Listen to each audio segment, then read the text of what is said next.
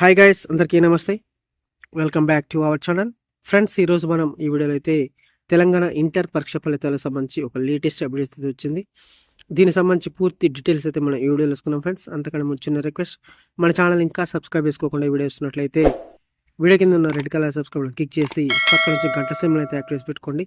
నేను చేసే ప్రతి లేటెస్ట్ అప్డేట్స్ అయితే మీ మొబైల్కి నోటిఫికేషన్ వస్తుంది.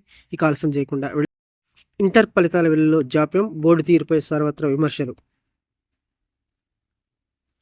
జవాబు పత్రాల మూల్యాంకనం, ఫలితాల వెలుగులో ఇంటర్ బోర్డు తీరుపై విమర్శలు వస్తున్నాయి. జవాబు పత్రాలను ముందే డీకోడింగ్ చేసి విద్యార్థుల మార్కులను ముందుగానే తెలుసుకొని అధికారిక ప్రక్రియను, ఫలితాల విశ్వసనీయతను దెబ్బతీసే విధంగా వ్యవహరిస్తున్నారని అభ్యంతరాలు వ్యక్తమవుతున్నాయి. ఆంధ్రప్రదేశ్, తెలంగాణలో ఇంటర్ పరీక్షలు ఒకే రోజు తేడాతో ప్రారంభమయ్యాయి. తెలంగాణలో కంటే ఏపీలో ఎక్కువ మంది విద్యార్థులు పరీక్ష హాజరయ్యారు. ఈ లెక్కను చూస్తే ఆంధ్రప్రదేశ్ కంటే తెలంగాణ ఇంటర్ ఫలితాలు ముందుగా వెల్లడి కావాల్సి ఉంది. కానీ తెలంగాణలో మరో 10 రోజులైనా కానీ ఇంటర్ ఫలితాలు వెల్లడయ్యే పరిస్థితి కనిపించడం లేదు. జవాబు పత్రాల మూల్యాంకనంలో నిబంధనలకు విరుద్ధంగా వ్యవహరిస్తున్నారని, బోర్డు తీరును చాలామంది తప్పుపడుతున్నారు. జవాబు పత్రాల గోప్యతలో అంతా పోయే విధంగా వ్యవహరిస్తున్నారు. గోప్యత, జవాబుదారీతనం లేకుండా బీఆర్ఎస్ ప్రభుత్వ హయాంలో 2020 తర్వాత ఇంటర్ ఫలితాల వెల్లడి వైఫల్యంతో అనేక మంది విద్యార్థులు ఆత్మహత్య చేసుకున్నారు.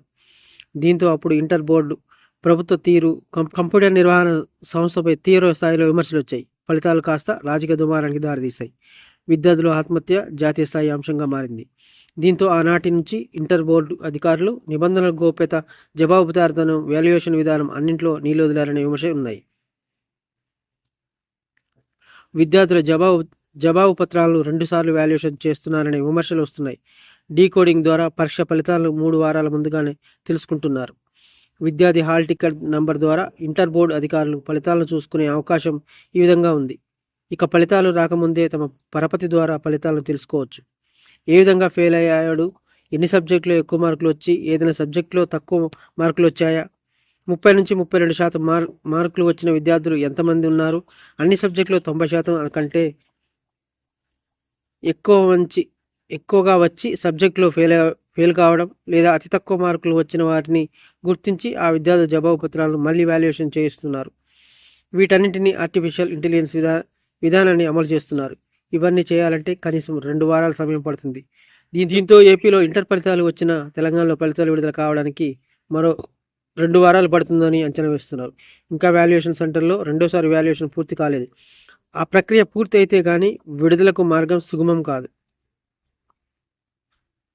ఫ్రెండ్స్, ఇది వీడియో నచ్చితే కనుక లైక్ చేయండి, కుదిరితే కనుక ఫ్రెండ్స్కి, ఫ్యామిలీ షేర్ చేయండి. ఫ్రెండ్స్, ఇలాంటి మరిన్ని లేటెస్ట్ అప్డేట్స్ కోసం అయితే మన ఛానల్ సబ్స్క్రైబ్ చేసుకుని డైలీ ఫాలో అవుతుండండి. ఓకే ఫ్రెండ్స్, నెక్స్ట్ వీడియోలో కలుద్దాం. సెలవు, నమస్కారం.